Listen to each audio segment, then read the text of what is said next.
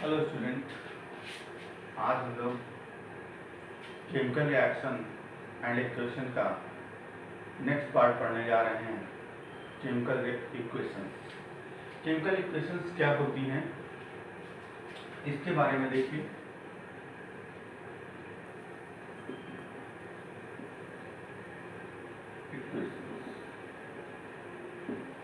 जब कोई भी रिएक्शन होती है तो रिएक्शन में जो सब्सटेंस पार्टिसिपेट करते हैं उनको रिएक्टेंट बोलते हैं, और रिएक्शन के बाद जो हमें रिजल्टेंट प्रोडक्ट मिलता है, रिजल्टेंट सब्सटेंस मिलता है, उन्हें हम प्रोडक्ट कहते हैं। जैसे suppose that C+O2 it gives CO2, मतलब कार्बन और ऑक्सीजन आपस में मिलकर CO2 बना रहे हैं। ठीक है, तो इसका मतलब क्या है कि लेफ्ट साइड में जो लिखे हुए हैं वो क्या है, रिएक्टेंट है, और राइट साइड में क्या है, प्रोडक्ट। तो हमेशा एक चीज ध्यान रखिए कि किसी भी केमिकल इक्वेशन को लिखते समय रिएक्टेंट को लेफ्ट साइड में रखते हैं और प्रोडक्ट को राइट साइड में रखते हैं, और उनके बीच में एक एरो का साइन बना देते हैं। इसके बाद केमिकल इक्वेशन में हम और क्या ध्यान रखते हैं कि इनकी स्टेजेस दर्शाना। जैसे कार्बन सॉलिड फॉर्म में पाया जाता है, इसके स्टेजेस लिख दिया। ऑक्सीजन गैसेस फॉर्म में है, ठीक। कार्बन डाइऑक्साइड गैसेस फॉर्म में पाई जाती है।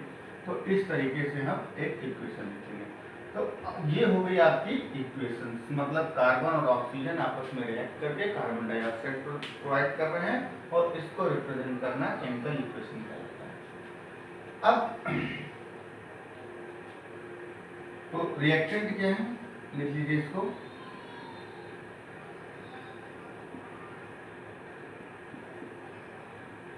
दो substance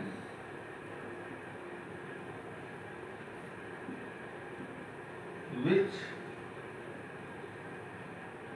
participate in the reaction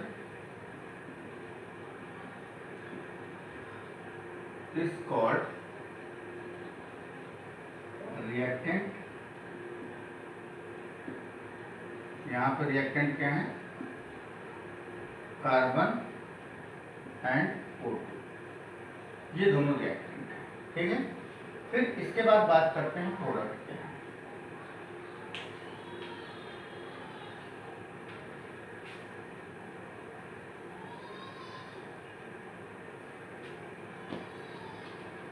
product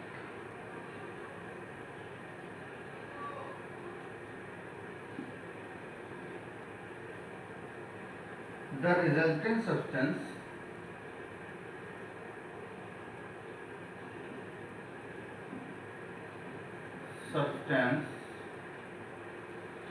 which form in the chemical reaction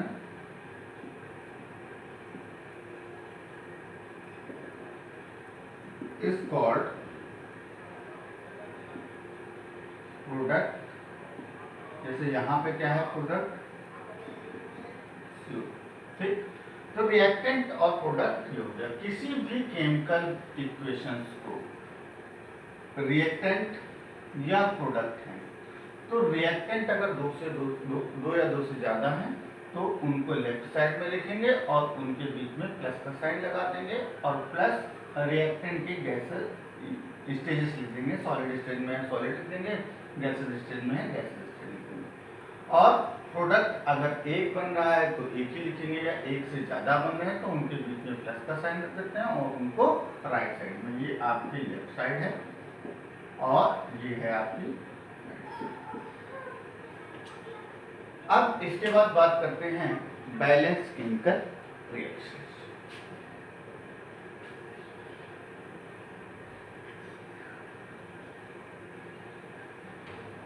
balance chemical reaction.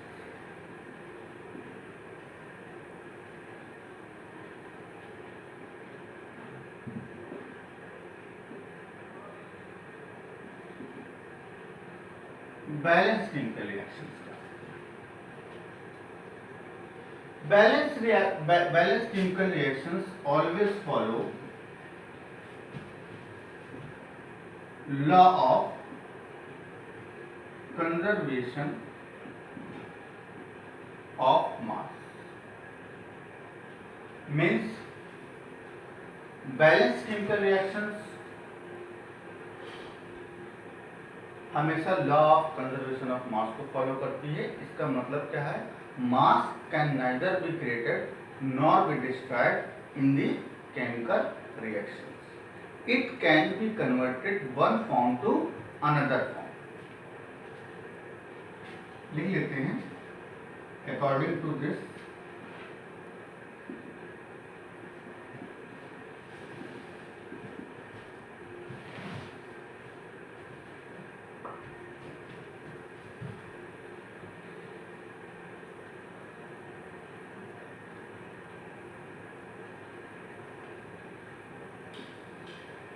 mass neither be created nor be destroyed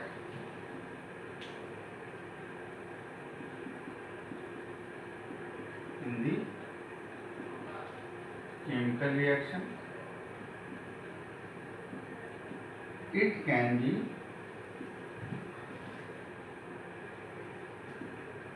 converted one form into another form. ये आपका law of conservation है। मतलब number of atom participate in the reactant is always be equal to number of atom present in the formation of product. चलिए इसका example देख लेते हैं।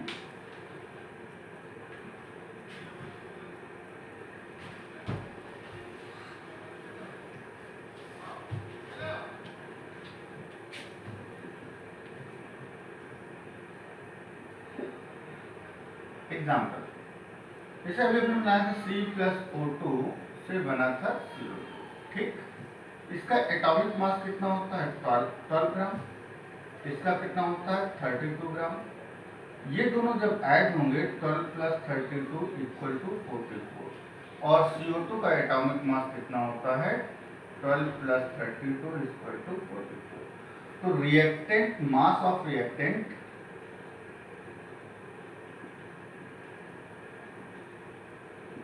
Equal to mass of product, ठीक। इसके बाद number of atom present in the reactant side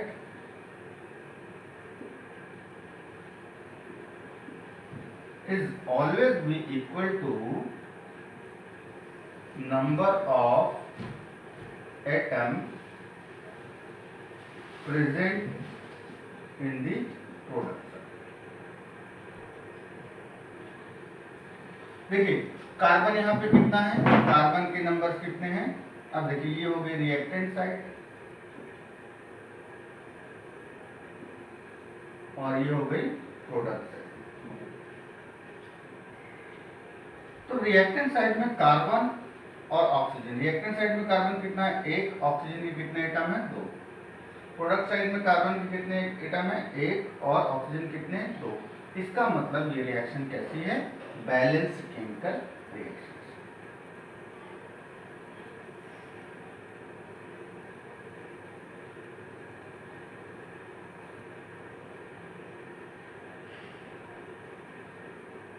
balance chemical reaction. अब चलिए इस केमिकल रिएक्शंस को हम बैलेंस कैसे करते हैं, तो इसको हम लोग सीखते हैं बैलेंस कैसे करते हैं केमिकल रिएक्शंस को।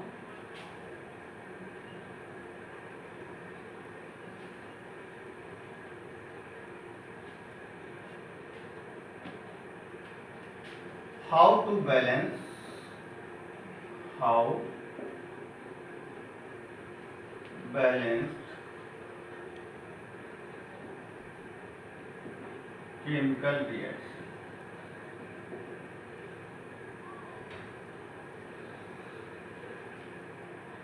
सपोज क्वेश्चन आपके पास दिया है, when iron react with water vapor, it form iron oxide and hydrogen gas. इसके बाद क्वेश्चन लिखा है, write the balance chemical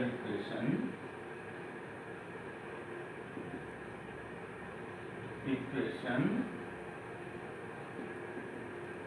for above. ये आपका क्वेश्चन है, ठीक है।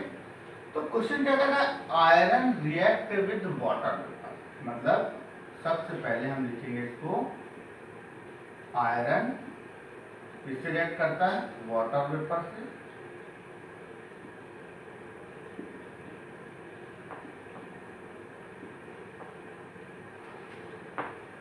ये फॉर्म करता है आयरन ऑक्साइड और हाइड्रोजन गैस। तो सबसे पहले हमें बताना है, ये दोनों हमारे क्या हैं, रिएक्टेंट हैं, ठीक है, और ये क्या है, हमारे प्रोडक्ट हैं।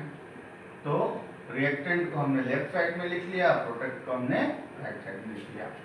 अब इसके बाद ये इसको हम बोलते हैं ढांचा, रिएक्शंस का ढांचा या स्केलेटल ऑफ द रिएक्शन। अब इसको हम लिखेंगे, आयरन का सिंबल क्या होता है, Fe, वाटर का क्या होता है, H2O, इससे क्या बनता है, Fe2O3,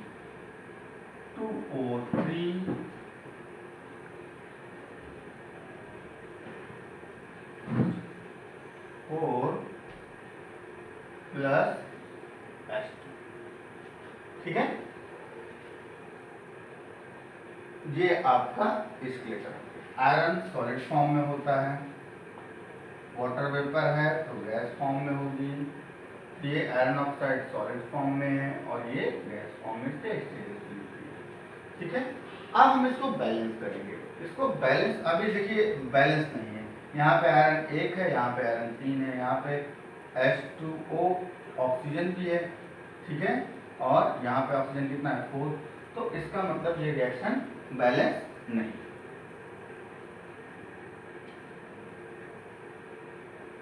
अब इसके बाद हम लोग स्टेप वाइज आगे बढ़ेंगे, बैलेंस करेंगे।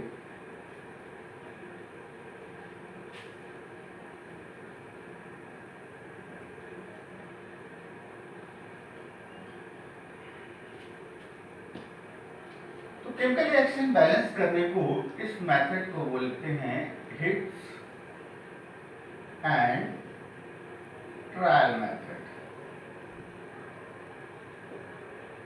Hits and trial. तो सबसे पहले हम क्या करेंगे, इसमें एलिमेंट ले लेंगे, आयरन है और कौन है, हाइड्रोजन है और ऑक्सीजन है। LHS में लिख लेंगे, RHS में लिख लेंगे। लेफ्ट हैंड साइड में आयरन कितना है, 1, RHS में कितना है, 3, हाइड्रोजन कितना है, 2, और इधर हाइड्रोजन कितना है, 2, ठीक है, ऑक्सीजन कितना है, 4, लेफ्ट हैंड साइड में 1 है और इधर कितना है, 4। तो यहाँ पे ये तो बैलेंस है लेकिन ये दोनों बैलेंस नहीं है, जबकि लॉ ऑफ कंजर्वेशन ऑफ मास के अकॉर्डिंग क्या कहता है कि mass can neither be created nor be destroyed, it can be converted from one form to another form। मतलब the number of atom present in the reactant side always be equal to the number of atom present in the product side। तो यहाँ पे देखिए ये atom तो equal है reactant और product side में, लेकिन ये दोनों एटम प्रेजेंट नहीं है। तो सबसे पहले हम क्या करेंगे, इनको इक्वल करेंगे।